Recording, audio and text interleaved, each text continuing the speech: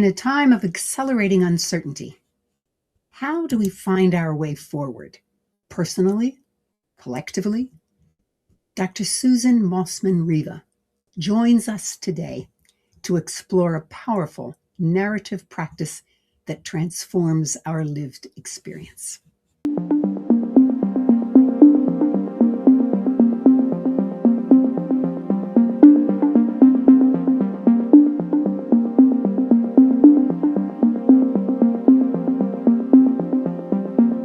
Thank you for joining me today. I'm Madeline Blair, and this is Unlocked, a show all about unlocking the resilient leader in you.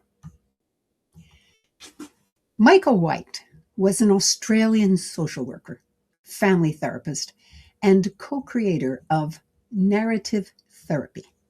Now, some people confuse the word narrative with story.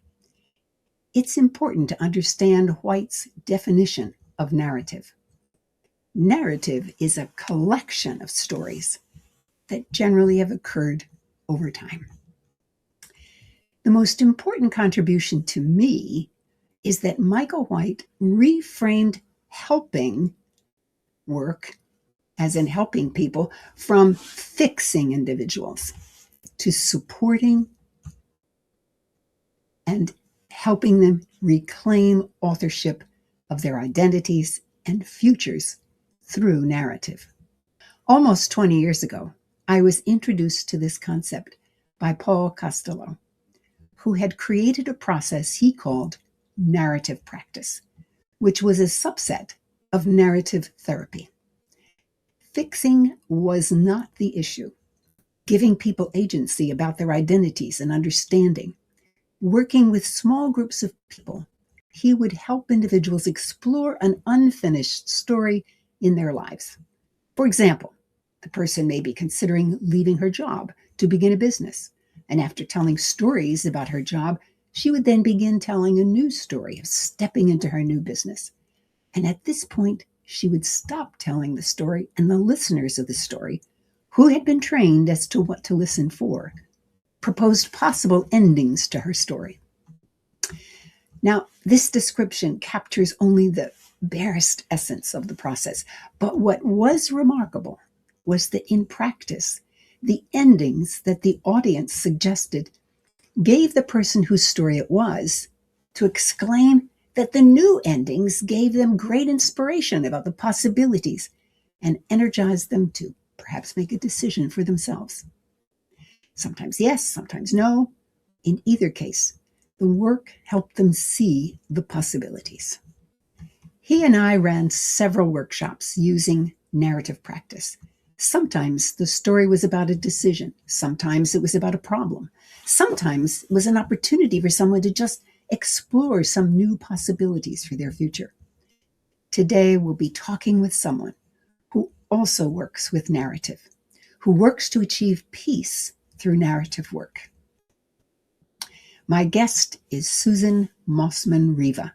She is a scholar, educator, and mediator whose work explores the transformative power of autoethnography in times of uncertainty. Now, don't worry, we'll talk about what autoethnography means. Her research bridges scholarship and lived experience.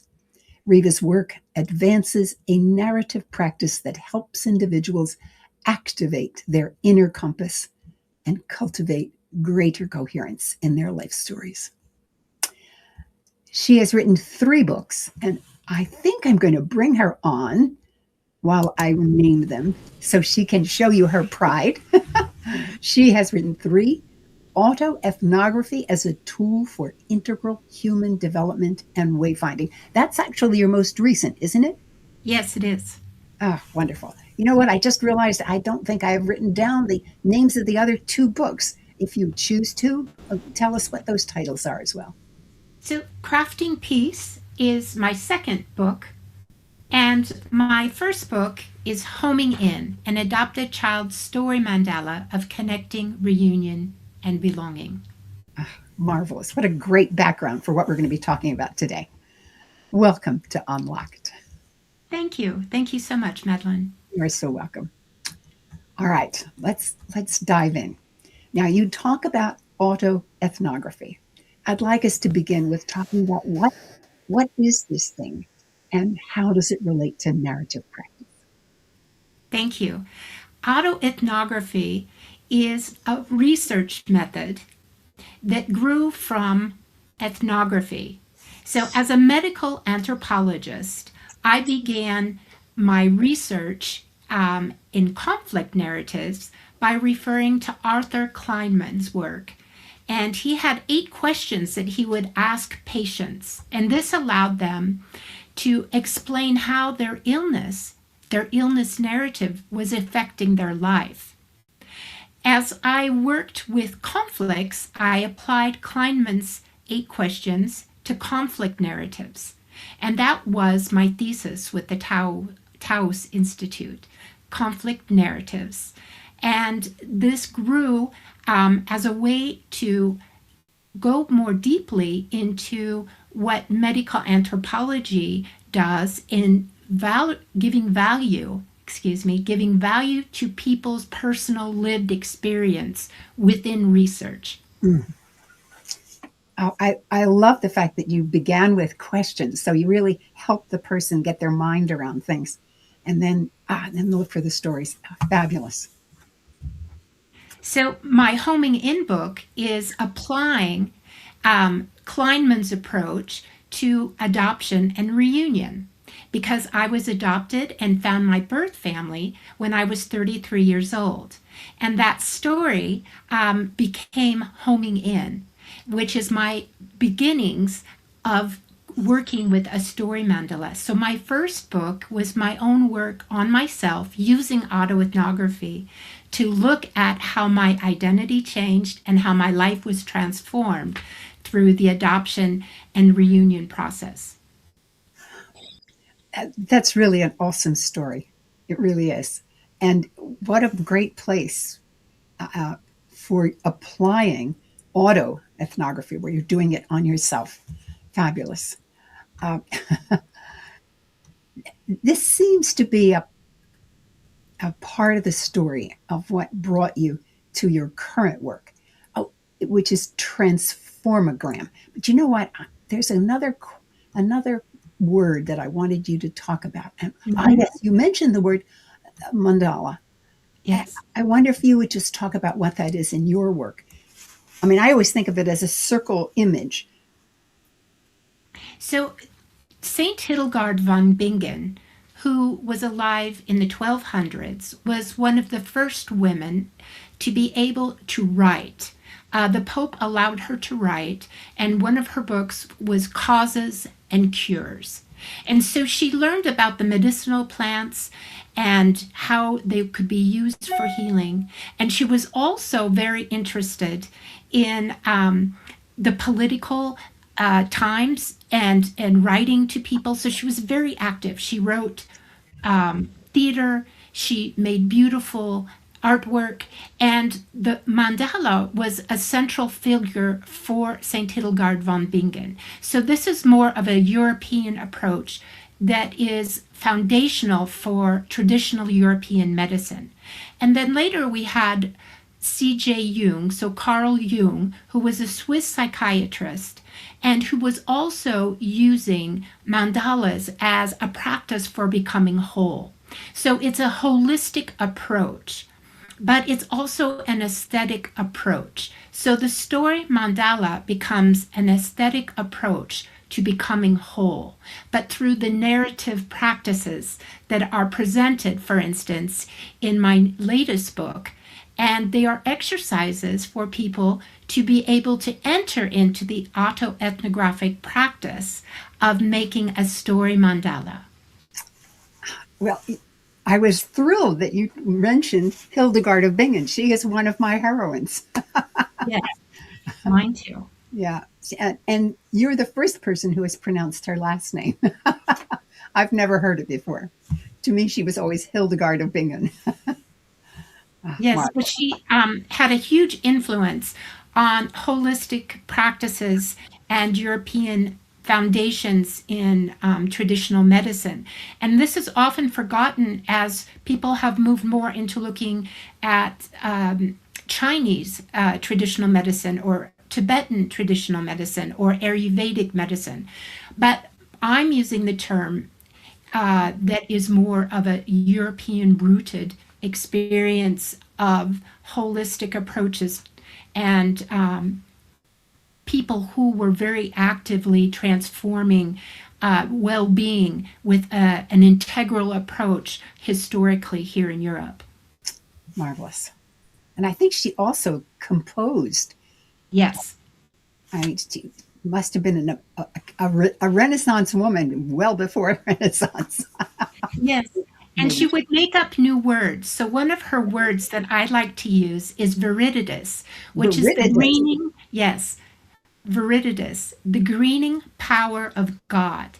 And that is so close to what I'm talking about with the TransformAGram learning model, because it's a generative practice.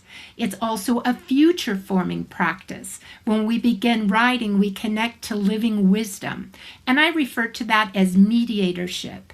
And it's the living wisdom that starts guiding us through our writing process. And it's something that we must do. We must start to write and begin this creative process to be able to connect to the living wisdom and to receive the insights that evolve through the writing process. This is exciting. I love this word viridian. VERIDITUS. VIRIDTAS. Viriditas. Okay. Not quite Latin. Close. Thank you for that. And I love the what do I call it? Actually, the transformation of understanding the greening to using stories to create new life. That's that generative aspect. Marvelous. Well, talk a little bit about this TransformAGram that you referred to.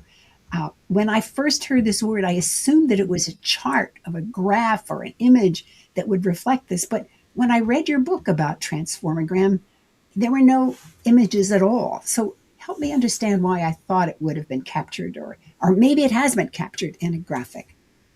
So I'll tell the story about how I found TransformAGrams, and then I'll talk about the mirror and shift, which is part of the shape-shifting process that I refer to. So I was writing Homing In, and I was talking about lifeograms, something that was holistic, something that was not just a line.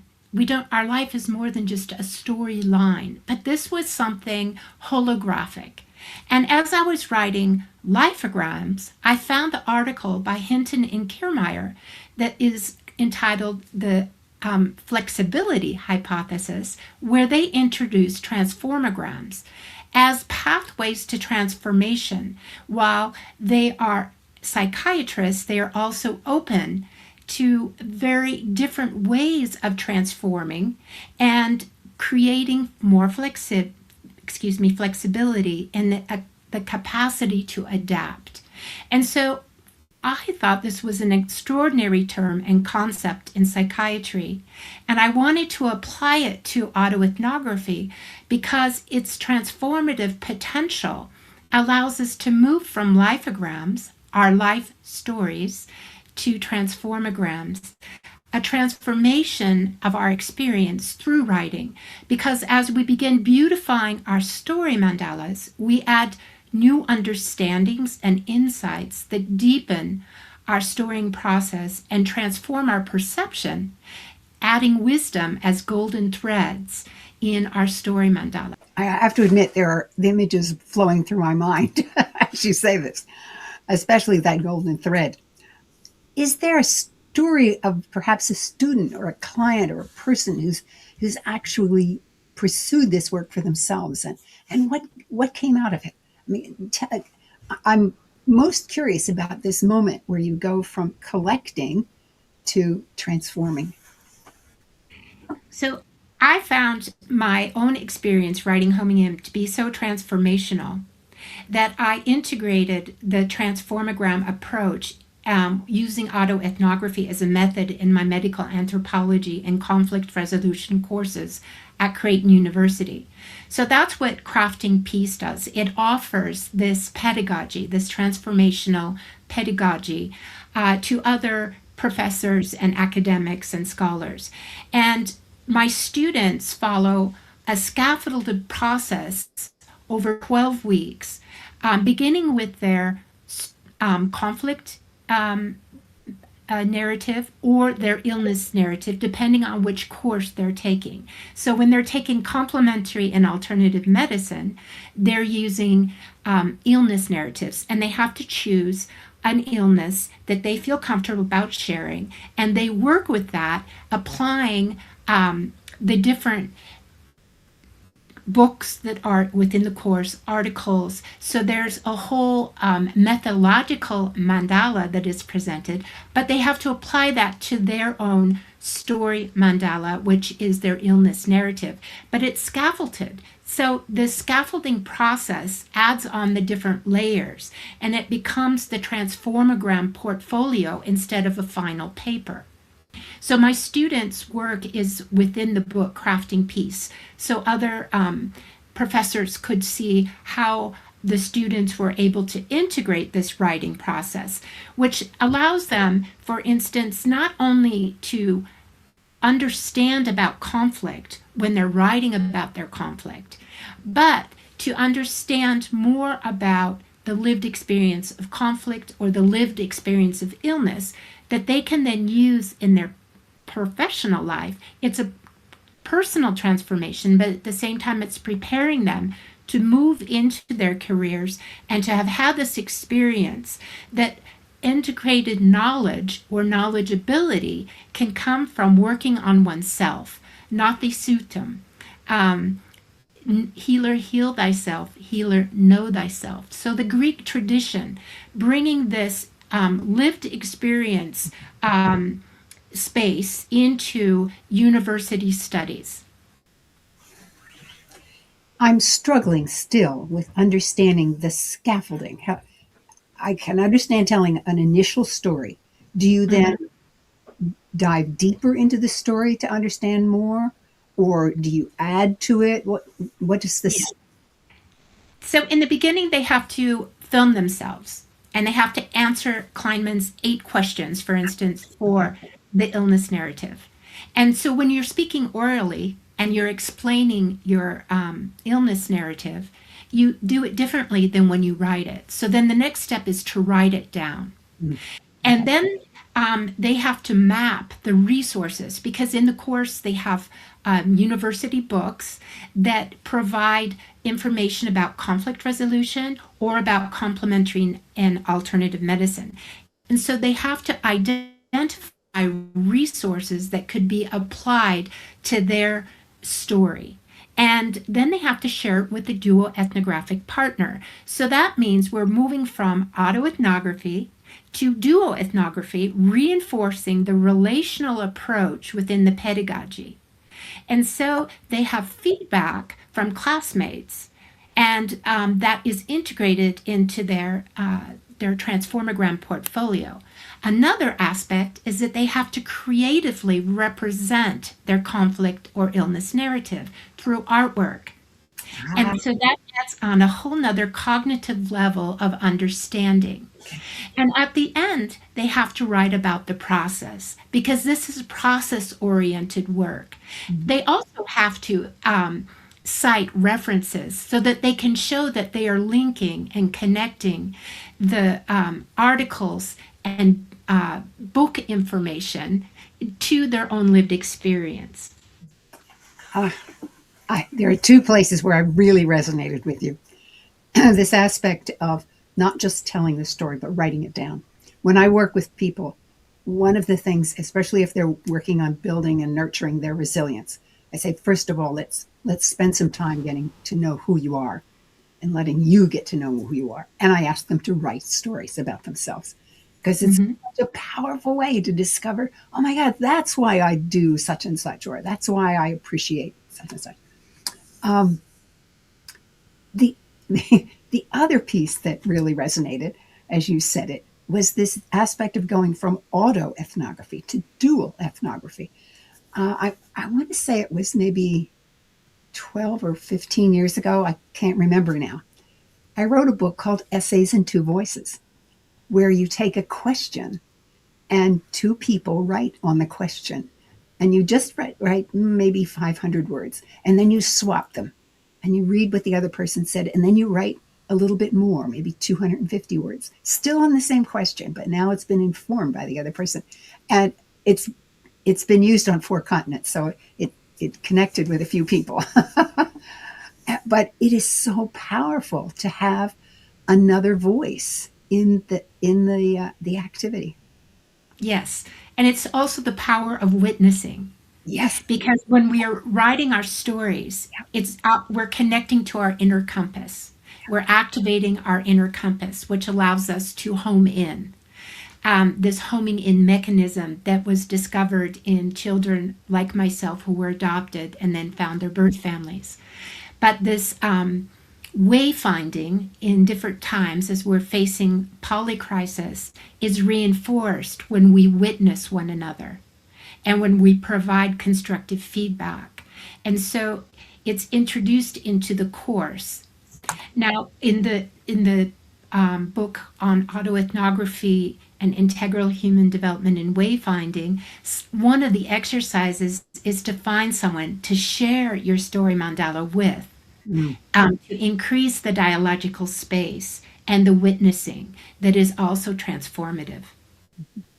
And by the way, dialogical just means that you're talking to another person. Your whole process is about situating yourself in your entire world. I mean, yes, you find another person, but you also have to find other authors and theorists and concepts. That's fabulous. I love that. Yes, because thank you. That's an important part because we're always dialoguing, we're always conversing with the authors that are in our head, the Yes. people we've read and that Yeah. we feel close to, and we're carrying on a conversation. So including them in the process is very important. Identifying these important people in our intellectual lives and that part of ourself. You also, in one of your books, was crafting peace. I'm excited about that, certainly because of what's happening in the world today. So, how does this work toward peace for the individual and for the community? How do they vary? Thank you. That's a really important question. When I was a mediator, I often found that it was difficult to bring two people together. And crafting peace is a process that can begin, with our own selves. The individual can engage with autoethnography, and it's the entry level that you can work on. So even if you have an interpersonal conflict, you can begin by working with the exercises that I have defined either in my courses or in my latest book. And while you're working on answering the questions and engaging with autoethnography, you're working on this intra level of conflict and finding peace with your own story. And as you find peace and more narrative coherency, and this is an important concept now, this narrative coherency with Dr. Dan Siegel in psychiatry, he explains how through the autoethnographic process, we integrate our brain and we increase our resiliency as we become more coherent. Mm-hmm. And when he's talking about attachment theory, that can be also our ability to show up because we've worked on ourselves. And then that allows us to show up differently in our relationships. So it becomes a continuum from autoethnography to interpersonal relationships that ripple out into the international and global field. Have you done any of this work with a group that may be struggling with maybe a neighborhood that has an issue where people are in conflict about how to resolve, let's say, what Main Street should be called, or something maybe more significant than that. Have you ever worked with that? I haven't used autoethnography as a mediator. I worked with political asylum seekers, and I worked on the worst helicopter accident in Switzerland using mediation, and I worked with hostage negotiation. But my experience in conflict resolution was that often conflicts couldn't be resolved because another person wouldn't enter into the process. So I've seen mediation not go forward, and that's why I wanted to add on this autoethnographic process. For me, in homing in, these conversations became healing conversations as I wrote my book and sent it to all my family members. The family that had adopted me and had to accept that I found my birth family, and all of the suffering that was actually involved in the giveaway process. I introduced myself as the giveaway girl, given away through adoption. And so there were a lot of relationships that need to be repaired. And the book opened up a space for narrative repair. I want to ask you 1,000 questions to get into the details, and I know that that's not going to be possible here. But as well as you can, you've talked about the homing in. I wonder if you would talk about one of your examples where you were a mediator. I know you didn't use autoethnography, but give us a little insight. What does it mean to be a mediator? And what is it about the different stories that people finally find a place of connection? When I found Winslade and Monk, who were bringing Michael White's work from Australia to New Zealand in conflict resolution, I understood that what I was practicing was in a narrative approach to mediation.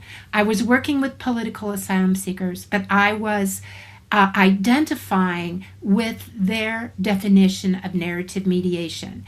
And what that means for me is that Foucault's understanding of power differentials was central in this approach.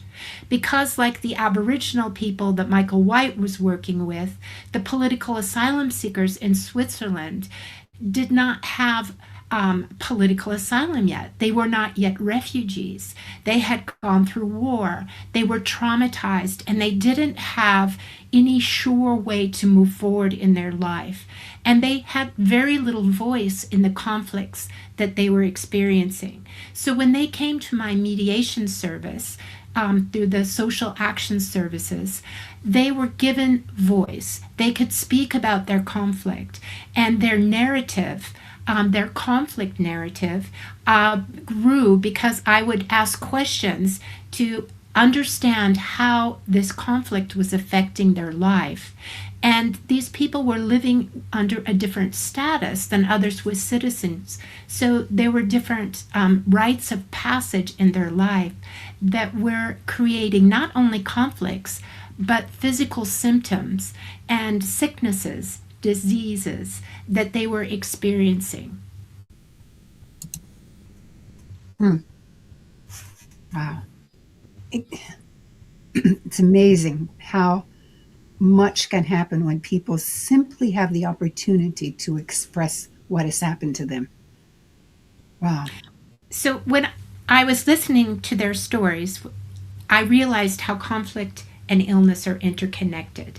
And that's what my method puts forward, is you can then see when you are writing your conflict or illness narrative, how interconnected they truly are. And this insight comes through the writing process and the witnessing process that allows others to help you see the interconnections. Yeah. It reminds me of Bishop Tutu's reconciliation sessions that he had after apartheid was ended, and that people could then tell their story. And what I also liked about his approach, and I think it's probably consistent with yours, Everyone else was to remain silent and let the person express their story, because the story is never right or wrong. It's simply their story. And so no judgment, you just let them speak. And that speaking alone is healing. Yes. I sometimes wish we had a bishop to solve the Middle East. But Well, in this situation of the Middle East, for instance, many people aren't able to move to mediation, but autoethnographic practice can help them work on the intra level, the way they're experiencing the conflict. And that is acting on the larger conflict because it's a part of the continuum. And that is crafting peace. When we are working on peace building within ourselves, we are then becoming pillars in our own communities that can then bring this energy and our own narrative coherency through the process into the space. And then we are able, when the right time comes to us, we can be showing up differently in our relationships, in our communities, or in our political systems. thank you for that. That gives me great hope, because people can choose to do that for themselves anytime, anywhere. Yes. They just need to know that that's efficacious. It's useful to them to do it. Yeah. Yes. And the idea, And go ahead. excuse me, the newest book talks about the importance of expanding autoethnography to include not just transformational autoethnography or classical autoethnography as it's been used in the social sciences, but to allow ourselves to have space to talk or to write about our spiritual experiences and ecological autoethnography that allows us to connect with nature and to write about the seasonal processes that we live through each year. So, one of the important exercises is to write about our relationship with nature during a year and going through the cycle, which is also, in a way, a mandala, because in polycrisis, one of the most important relationships is with the earth. And I write in my book, how can we live in and on earthship in a new relationship with earth? And this came to me when I was working with my own homing in process with kinship, finding my family that I hadn't grown up with. And so as I was looking into kinship, then I started writing more and more about earthship, my relationship to the earth, to the planet. And this became very important in my own process. And I do believe that we are facing Anthropocene, the sixth phase of extinction, and that it's very important that we reconnect with our natural environment. Thomas Berry was an eco-theologian who said we need a new story. Yeah. And so the storying process, because we are storied beings, is very powerful. When we begin to write our own story, then it ripples out and allows us to find our way, this way finding mechanism for humanity individually, but also for a planetary movement. But this also requires us to reconnect with our spirituality. It's exciting to hear you talk about this. Uh, I'm thinking to myself, all right, I am a person who thoroughly enjoys nature. I mean, I grew up on a farm, so I couldn't avoid it. Let's put it that way. And and I'm thinking, well, now let's see. I can't share stories with them because the tree doesn't speak. But okay, it doesn't speak in my language. How can I extend myself so that I begin to see it? And I love the fact that you talk about writing stories across the seasons, because then, in a way, you give nature a chance to speak through your stories about who they are, where they are, what they do, how they feel, etc. Exactly. Am I getting too far off? No, that's such an important part of ourselves.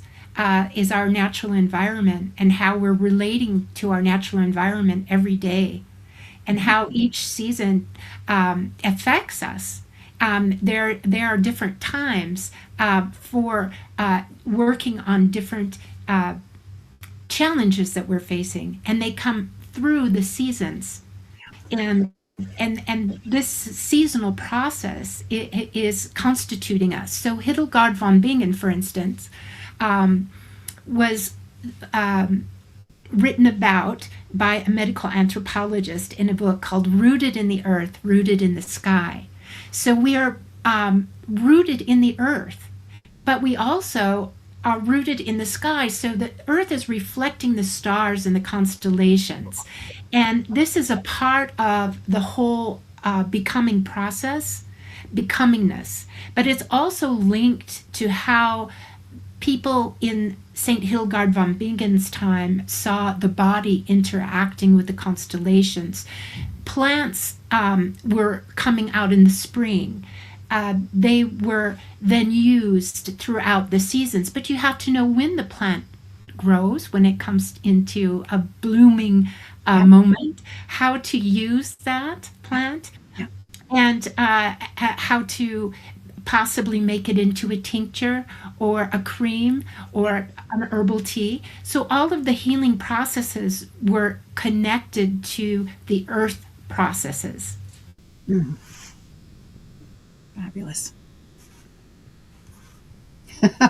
I find it so exciting that here I am talking about TransformAGrams, and Hildegard of Bingen is informing us. Yes. Oh, and it's what's that? 700 years? No, it's more than that. It's 800 years since she walked this earth. It's great.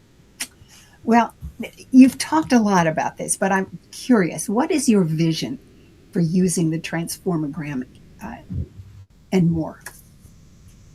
Well, I was motivated to write my most recent book because I thought, yes, I'm using the TransformAGram learning model, not for psychotherapy, but for teaching students how to connect lived experience with theoretical models. And I've seen how powerful it is for the students, and how it's a lasting knowledge. It's knowledge ability. It becomes a way to be in the world. It recognizes their becoming process. But then I thought, I want to share that with lifelong learners. Anyone can buy the book and follow the exercises and write their own story mandala, and use the autoethnographic practices that I designed to enrich their creative process. So this is a way for all people to work through the method, the TransformAGram method. As a learning approach, it's a form of autoethnographic pedagogy that is a teaching model. So it's not just about narrative therapy, for instance, or narrative mediation, but it's a learning process. Yeah. Learning. Learning is one of my big things, as anybody who's watched this show knows. In fact, people who are highly resilient tend to be insatiably curious. They're learning all the time. So this is exciting. That this is yet another way to learn. Yes. And that's where the idea of mediatorship came to me, because as a mediator, connecting to this living wisdom, I felt that it was a form of mediatorship. So through the writing process, through the autoethnographic method, I was connecting to insights that were what I say now in my theoretical approach, linked in the noosphere, which is Pierre Teilhard de Chardin's understanding that you have the geological core, you have the biological surface around it, and then you have the noosphere, you have the planetary mind. And at some moments, I was given these inspirations that must come from the noosphere. By connecting through the writing process, I had a mediating experience that was guiding me to more awareness and possible resolution processes that could guide me towards a more holistic way of being.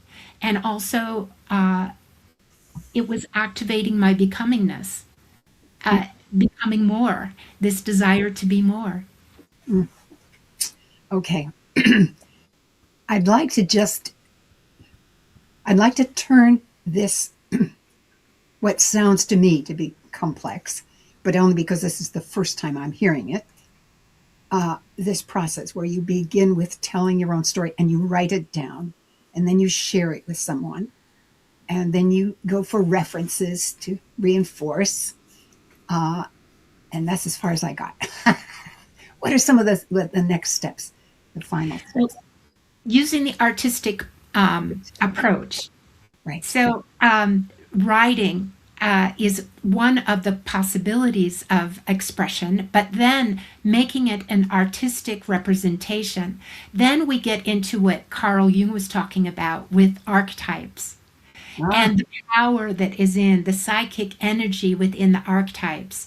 So this more aesthetic approach to making a piece of artwork that describes your relationship with your conflict or your illness narrative, for instance, is a very important step. And this brings in other cognitive resources to work on the transformation of the conflict or illness narrative. And so the story mandala is in itself an aesthetic process of becoming. Okay. All right. So I get a little sense of multiple steps. In fact, what I'm sensing is I can go as far as I want, Yes. or as little as I want, or as I feel comfortable with. So I love to leave my audience with some specific actions. We can't walk them through a whole thing, but let's say you're talking to someone who is in their 30s. What is something that you would advise them to take advantage of the benefits of your work? Something that they really can get their hand around and do. Well, young people are faced with many challenges. And so that's why I believe we have to teach differently and we have to model a different way of working and accompanying students. So that for me is narrative accompaniment. Now, this can be as a mediator, as a therapist, or as a teacher. Young people need to have space to write about what they're living through. So there's a lot of anxiety about wars and what the future will be. How will that affect their becomingness economically, for instance, their safety? There's also with the climate crisis, more and more people are experiencing difficulties in their region because of fires, because of flooding, all kinds of challenges in communities. And so having a space to write about it, to work through it, when there might not be a more collective space, there might not be a town hall meeting where you can talk about it, but you can start writing your own conflict narrative or illness narrative, because like I said, they're often connected. So if you lose your home because there was a fire, you're also going to have high anxiety levels about how are you going to move forward in your life.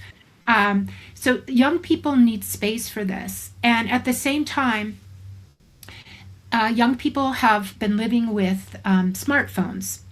And this has changed their relationship to the world, and to engage in such early years of their life with social media has transformed how they feel inside themselves. So it's a way to come back inside themselves and to reconnect to living wisdom that isn't out there, but it's inside, and it is emerging through the autoethnographic process. So I believe that if they can just sit down and start writing that they'll start to activate this homing in mechanism and the questing process, because it's a quest. It's the questions we ask and where they lead us. So once they have questions, then they can look for those answers. And then when they step back and they look at their evolving story mandala, what they're adding on and the golden threads, they see the transformation, what wisdom is coming out. What meaningful synchronicities do they see? What new relationships? What books do they find helpful? How can that book then be brought into the storying process? And how can they write a new story that will then affect the future of humankind? And one of the important examples is the New Deal. So when Roosevelt brought the New Deal into the world politically, his wife also reached out to artists and was able to use money not only for buildings and infrastructures, but for artwork. So you have the New Deal artists. And today we have the Green New Deal, for instance, that was first introduced by politicians in the United States, and it was taken on by Ursula von der Leyen, who's the president of the European Union. So the Green New Deal cannot just be an economic policy. It has to be an artistic and creative process also. And so when we start working on our own stories, our autoethnographic work and process, our method, we're also allowing for this new world to come into being, to emerge through us and with us, through our words and through our creative representations and the archetypes that carry psychic energy for us to use in this transformational process. So if I'm in my 30s, I should start writing stories out of myself, a personal story. You are the protagonist in the story. And then just keep writing. I literally have books that are this thick. They're filled with my personal stories that I keep writing and writing and writing and writing. It's amazing. Just reading them without doing anything more than that, you still learn and get insights about yourself. Yes. And then if you don't have a person that you can share with in the dual ethnographic process, the last chapter of my most recent book talks about narrative accompaniment and using artificial intelligence to analyze our stories and to see patterns, because AI is very good at that. And we have narrative content that we can then analyze with AI in a private space. And we can ask questions.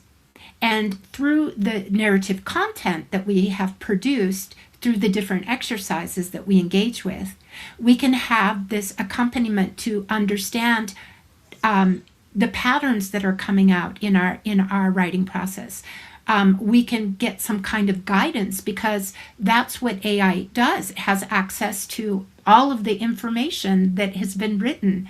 And so these different aids are here for us technologically. Of course, we need to use discernment, but once we have narrative content, we can also use AI for narrative accompaniment. I understand what you're saying. I've done a lot of work in AI and had many, many guests on AI. And I would caution my audience that if you do it, make sure that you're in a private area and you tell AI it's not to share what you have written. It is yours. That's number one. And number two, I think having other people respond to it is, to me, is a more human, better approach. That's my opinion. I feel strongly about that. I can't believe how much time we have spent on this. I'm sorry, I meant to say that differently. We're out of time. That's another way to say it. Susie, this has been fantastic. I wonder if you would name your latest book again and tell people how they can find it. So you see under my name, my website, and all 3 books are there. And my most recent book with IGI Global is Autoethnography, as a tool for integral human development and wayfinding. Dr. Susan Mossman Riva, thank you so much. It's been such a pleasure talking with you. Thank you, Madeline. You're welcome. Every now and then, there is something that changes how I think about the world. Grounds for Thought is a place where I talk about these moments so that you can explore the meaning for yourself. In my opening today, I talked about Paul Costello's work in narrative practice. Among his many accomplishments, he also created a simple process called living stories. I have used this process often when working with executives, for example. Often when a group gets together to talk about an issue, they discover as they talk that each person seems to have a slightly different understanding of the same issue. Maybe one looks at it from the client's perspective, someone looks at it from the finance perspective. They're just different, but this is quite natural. Every one of us sees the world from our own perspective. For example, I was brought up being trained as an artist. And when I go to a new place, the colors stand out to me immediately. In contrast, my sister studied music. Now, on one of my trips, I was visiting the Yucatan. I visited an ancient Mayan site at dawn on the first day of spring. Now, the ancients celebrated every year on the same site on the first day of spring. So when I stood quite transfixed by the sunrise, and I mean, all I could see were the colors in the sky, until at one moment, I began to hear very faintly what seemed to be singing off in the jungle, a place there was not supposed to be any people. All I noticed was that it was singing. Later, when I was telling my sister about this, she was so excited, and she asked me, what were they singing? Could you hear the melody? I could not. All I knew was that there was singing. And then I told her about all the colors I saw. Now I wish she had been with me. She would have heard the melody for sure. And between us, we would have had a much greater understanding of the entire event.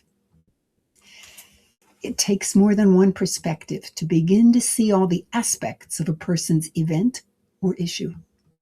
Back to the executives now and their discussion of the issue. Instead of asking them to talk more, I said, stop a moment and think of a personal story inspired by what each person saw in the issue. Now, in groups of 4, they tell that story to the other members of the group. Remember, it's a personal story. They're in it.